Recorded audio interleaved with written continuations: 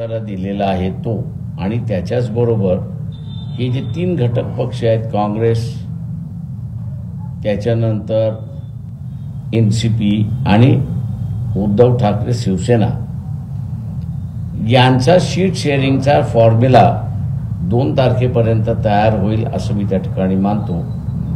आणि त्याचा मसुदा त्यांनी आम्हाला दिला की मग आम्ही त्यांच्या पुढे असं मानले की कलेक्टिव्हली बार्गेनिंग करायचं का, की आम्ही असणारं इंडिव्हिज्युअली एक एक पक्षाशी बोलायचं. हे म्हटलं बैठकीतला तिथे निर्णय होईल. आजची जी बैठक आहे ती बैठक तिथेच त्या ठिकाणी संपली. आम्ही तिथे पुन्हा असा एक खुलासा केला की केंद्रामधलं BJPचं गव्हर्नमेंट पुन्हा येणार नाही. या दक्षतेसाठी आम्ही कुठलाही पर्सनल इश्यू, इगो किंवा इतर काही आड येऊ देणार नाही, अशी भूमिका आम्ही असणारा त्या ठिकाणी क्लिअर केली. माझं निवेदन संपलं. सर थोड़ा सा हिंदी में ब्रीफ करिए. कल MBA के मीटिंग में वंचित बहुजन अघाड़ी को चर्चा के लिए निमंत्रित था. हम लोग उस बैठक में गए. बैठक में हम लोगों ने पहले उनसे पूछा कि आप लोगों ने कुछ एजेंडा तैयार किया है क्या, तो उनसे कोई जवाब नहीं आया. इसलिए हम लोग ने अपनी तौर से जो एजेंडा था वो उनके सामने रखा. पहला है कि OBC की जो मांग है कि हम किसको ही शामिल नहीं करके लेंगे अपने आरक्षण में, वो एक समस्या है, मैंने कहा. दूसरी जो है वो जरांगे पाटिल जो मराठा समाज के लिए लड़ रहे हैं आरक्षण के लिए, उनके बारे में राय बनानी जरूरी है. तीसरा जो है दिल्ली में जो काश्तकारों ने आंदोलन किया था काले कानून के खिलाफ, वैसे महाराष्ट्र में 2006 में कांग्रेस हो, NCP हो, शिवसेना हो, इन्होंने मिलके प्राइवेट मार्केट का कानून पहले ही बनाया है. मैंने कहा इस मांग को देखते हुए हर पार्टी की अपनी एक राय होनी चाहिए. ऐसे पहले फेज में हम लोग ने रखा. और दूसरा जो है कि अगर हम लोग इकट्ठा आते तो 25 मुद्दे जो है वो हम लोग ने निकाले थे कि जिसमें एक कॉमन मिनिमम प्रोग्राम वहाँ पर हो सकता है. अगर इन बातों की चर्चा सही रास्ते पर हुई तो मैं समझता हूँ आगे जाना उचित है. वरना जिस तरह से इंडिया बिखर चुकी है वैसे MBA ना बिखरे, इसकी चिंता भी हम लोग ने वहाँ पर जाहिर की है.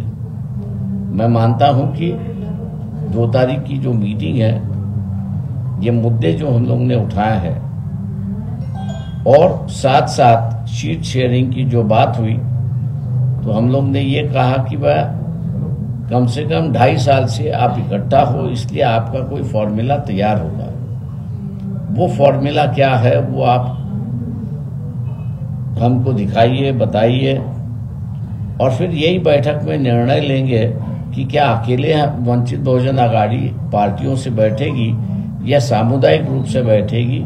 ऐसी एक बात वहां पर है, ऐसा मैं मानता हूं. रही बात कांग्रेस की, तो उस लेटर जो है वो नाना पटोले ने साइन किया हुआ है. जो प्रभारी है कांग्रेस से, उनसे जो बातचीत हुई थी, उन्होंने कहा कि भी हम बातचीत के लिए बुलाते हैं सर.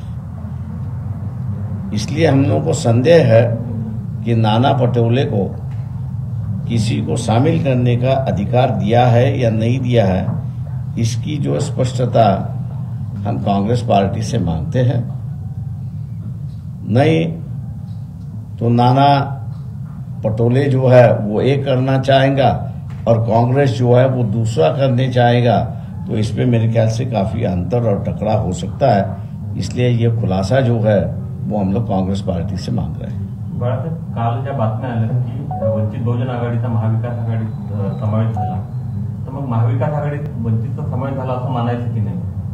अजून मानायचं नाही.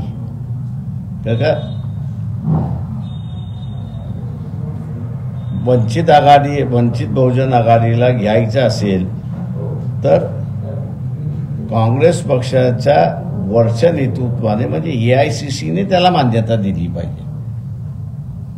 एआयसीसीची मान्यता आहे की नाही हेच आम्हाला असताना माहीत नाही. नाना पटोले फक्त असताना पत्रव्यवहार त्या ठिकाणी करतात. पण आम्हाला असताना सांगण्यात आलं होतं की अशोक चव्हाण आणि बाळासाहेब थोरात हे महत्त्वपूर्ण आहे, ते निर्णय घेतील. त्या पत्रावरती असताना बाळासाहेब थोरात आणि अशोकराव चव्हाण यांची सही नाही आहे. बाळासाहेब, कालच्या मीटिंगमध्ये वंचितला अपमानास्पद वागणूक मिळाली असं बोललं जाते. असं असूनही 2 तारखेच्या मीटिंगला तुम्ही जाणार? आम्ही पहिलाच मी म्हणालो की आम्ही इगो करणार नाही किंवा वागणूक कशी मिळाली हा इश्यू आम्ही करणार नाही. आम्ही जे अगोदरपासून म्हणतो आहोत की हे बीजेपीचं शासन देशाला धोकादायक आहे आणि म्हणून आम्ही त्यांचा असणारा विरोध करतोय. तेव्हा आपला इगो